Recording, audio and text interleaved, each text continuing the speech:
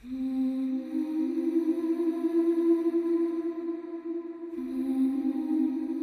ব্যাপার?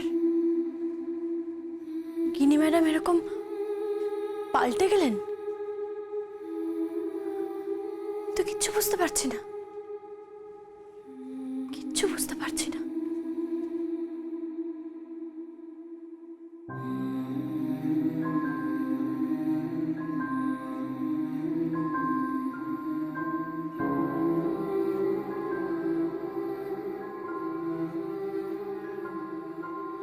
হাঁ করে কি দেখছো?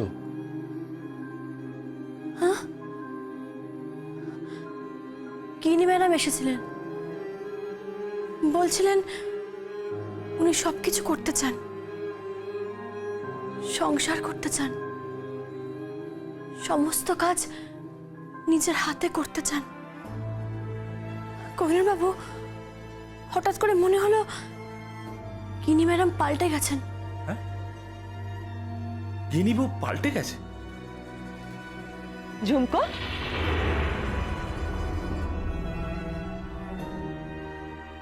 আমি হীরককে চা দিয়ে এসেছি, বলো আর কি করতে হবে।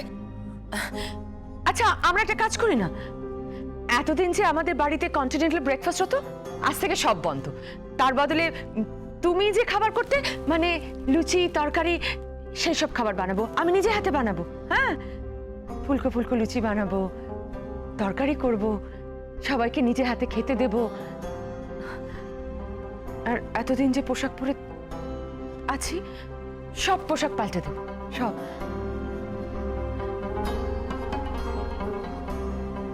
তুমি যে আমাকে বড্ড লোভ দেখিয়েছো ঝুমকো, বড্ড লোভ দেখিয়েছো। আলতা পরতে হয়, গরদ পরতে হয়, পুজো করতে হয়, সংসারে থাকতে গেলে সব কাজ করতে হয়, সব কাজ।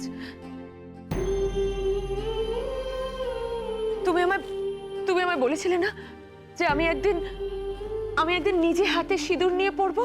হ্যাঁ ঝুমকো, আমি ঠাকুরের আসন থেকে নিজে হাতে সিঁদুর নিয়ে পড়বো। আমি নিজে হাতে। গুঞ্জা, এই গুঞ্জা, গুঞ্জা, কি হয়েছে গিনিবু?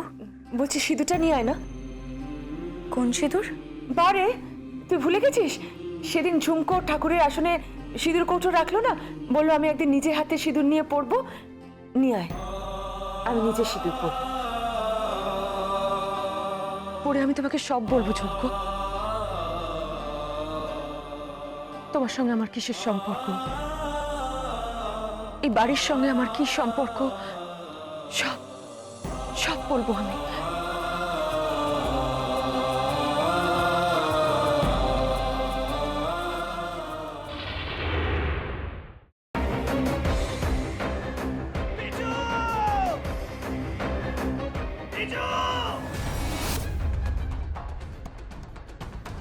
কি করে করতে পারলে তুই?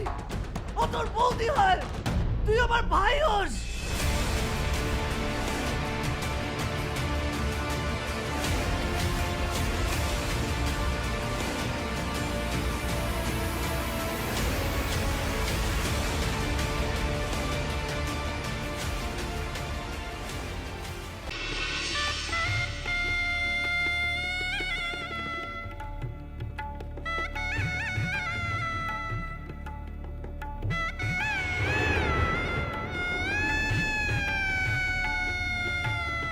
বুঝতে পারছি না আরো একটা বড় ব্লান্ডার করলাম কিনা।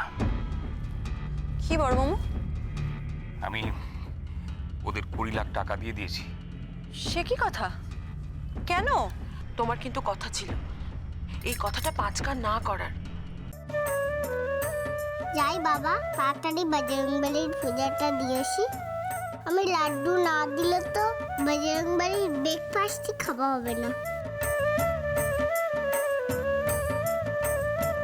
আরে বাবা, এবার তো কোল থেকে নামাও। ও হ্যাঁ হ্যাঁ, আর যা বললাম মনে রেখো।